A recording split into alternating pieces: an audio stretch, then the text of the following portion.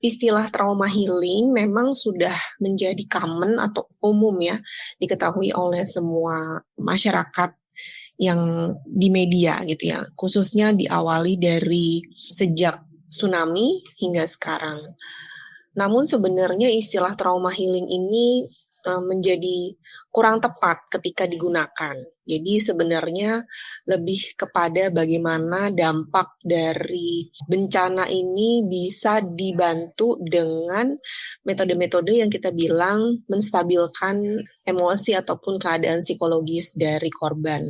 Karena istilah trauma healing itu akan lebih tepat ketika diberikan bukan dalam setting ketika korban bencana ada di tempat korban tersebut. Karena trauma healing itu butuh beberapa kali pertemuan, sesi, dan juga intervensi yang lebih mendalam, serta waktu yang lebih lama sebenarnya.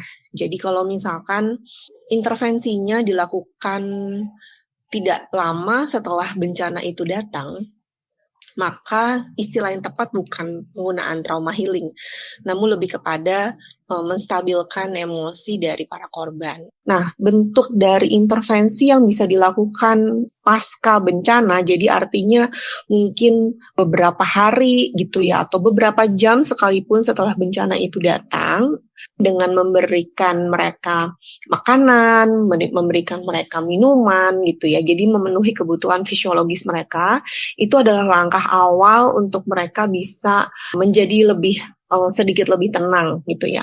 Karena dengan kebutuhan fisiologis terpenuhi, si badan dari para korban itu akan menanggapi bahwa situasinya saat ini sudah teratasi secara bertahap gitu ya, dan berinteraksi secara sosial, sering diajak bicara gitu ya, ataupun ketika memungkinkan sesekali diajak berinteraksi dan berkegiatan bersama, itu pun juga bisa membantu. Bermacam-macam sebenarnya. Konseling itu memang yang seringkali terjadi adalah bagaimana seseorang bercerita tentang apa yang dialami, berbicara dan konselornya mendengarkan, psikolognya mendengarkan gitu ya, ataupun volunteer mendengarkan gitu, dan si korban menyampaikan apa yang dia rasakan, dia pikirkan, atau yang segala satu hal yang dialami pada saat bencana ataupun setelahnya.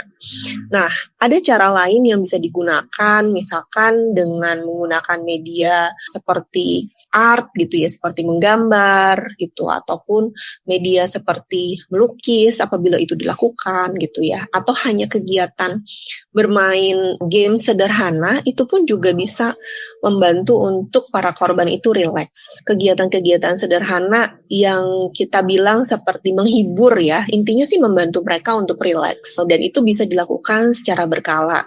Tapi nggak bisa hanya dalam setting dihibur terus gitu. Tapi yang paling penting lagi adalah intervensi lanjutannya. Berbeda penanganan ketika dilakukan secara umum ataupun secara individual.